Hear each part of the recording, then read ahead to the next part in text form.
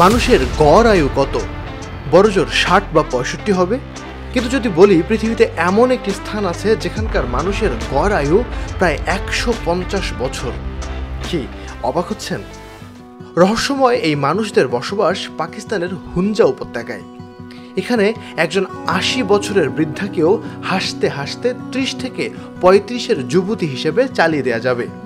আর যেটা সবচেয়ে আশ্চর্যের বিষয় সেটি হলো ৬০ বছর বয়সে এখানে মা হওয়াটাও খুবই স্বাভাবিক ঘটনা। আর ৯০-এর বৃদ্ধ হচ্ছেন ফুটফুটে সন্তানের গর্বিত বাবা।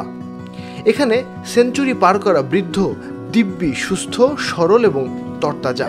রোজ ভোর ৫টায় ঘুম থেকে উঠে কাজে লেগে পড়েন এখানকার মানুষ। এরা সম্পূর্ণ রাসায়নিক বর্জিত একেবারে খাঁটি প্রাকৃতিক খাবার খায়। তীব্র ঠান্ডায় চারপাশে জমে গেলেও কনকনে ঠান্ডা জলে স্নান করে। এক কথায় অতি সাদামাটা কৃত্রিমতা বর্জিত জীবনযাপন এদের। হতে পারে সেখানে লুকিয়ে রয়েছে এদের চিরযৌবনের রহস্য। এই সম্প্রদায়ের ৯৯% মানুষই ভেজিটেরিয়ান এবং তাদের খাদ্যদ্রব্যগুলোর বেশিরভাগই তৈরি পনির, দুধ, বাদাম এবং অন্যান্য দুগ্ধজাত পণ্য থেকে। শিশুকাল থেকেই এই সম্প্রদায়ের মেয়েদের সৌন্দর্য বিকশিত হতে শুরু করে। এসব নারীর সৌন্দর্যের একটি গোপন রহস্য হলো তারা পানির চেয়ে ফলের তৈরি জুস বা শরবত বেশি পান করে। এছাড়া তাদের অবিশ্বাস্য সৌন্দর্যের আরেকটি কারণ হলো যোগব্যায়াম। দিনের কাজ শুরু করার আগে সকালে তারা কমপক্ষে ৩ ঘন্টা যোগব্যায়াম করে।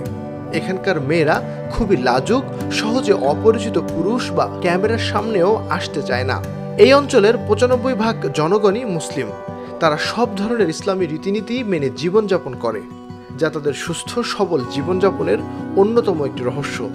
এছাড়া আরেকটি আশ্চর্যজনক ব্যাপার হলো হানজায় শিক্ষার হার ৯০%।